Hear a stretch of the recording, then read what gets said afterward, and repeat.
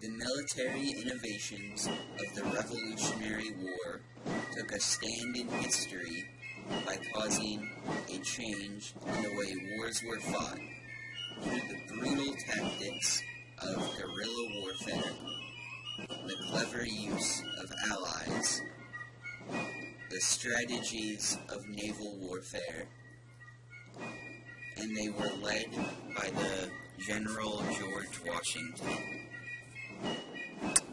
Guerrilla warfare was a new type of warfare that was invented during the Revolutionary War. Guerrilla warfare included hiding among the wilderness, attacking when your enemy was least expecting it, and going in small groups to pick off enemy soldiers one at a time. Francis Marion, or the Swamp Fox, is credited as the father of guerrilla warfare because he used the wilderness to attack a British camp with only so many men. In this raid, he was also successful with rescuing 150 Americans.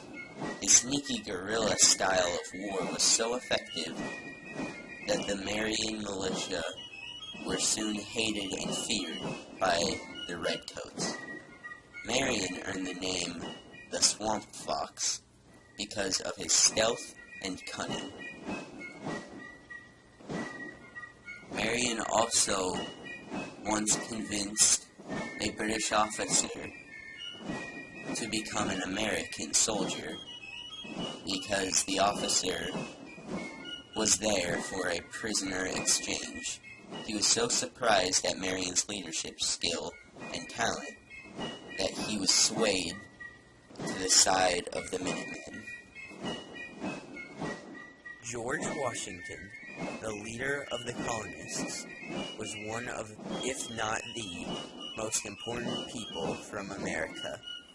Although he lost all of the battles he led in the French and Indian War, he made a major comeback in the American Revolution.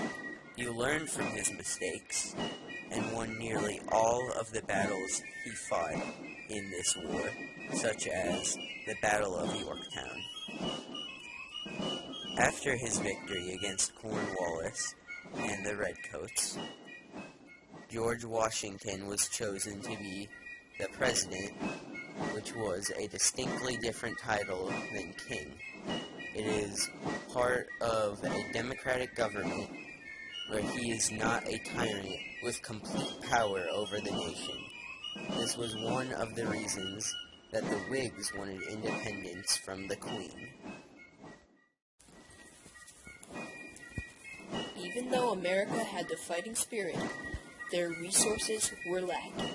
However, the two countries, Spain and France, had supplies and shared a common interest with America, defeating the British. When the Americans were taking a beating from the British, their allies France and Spain sent them supplies such as guns, ammunition, part of their navy, and some troops as well. France also helped the Americans win the war in the Battle of Yorktown because their navy prevented the British from escaping while George Washington's army came from behind. This proves why allies can be so beneficial in the outcome of a war. Of the many soldiers that had fought in the Navy, one man, John Paul Jones, stood out from the rest. He was a Scottish naval commander for the Continental Army. He is most noted for when he would take initiative by taking the men that were under his command to England so that they could scare the king.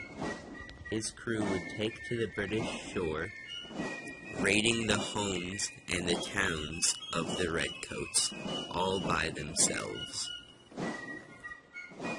Militia was a crucial part of the Continental Army. Because the Minutemen were not able to give the best training to their soldiers, Ethan Allen, alongside others such as Benedict Arnold and other patriots, created a militia group titled the Green Mountain Boys. Perhaps their most important act was sieging the fort Ticonderoga from the British. Allen also led many skirmishes against the Redcoats in the American frontier. He was eventually captured in the year of 1775 in Montreal. He was later exchanged and returned to the army.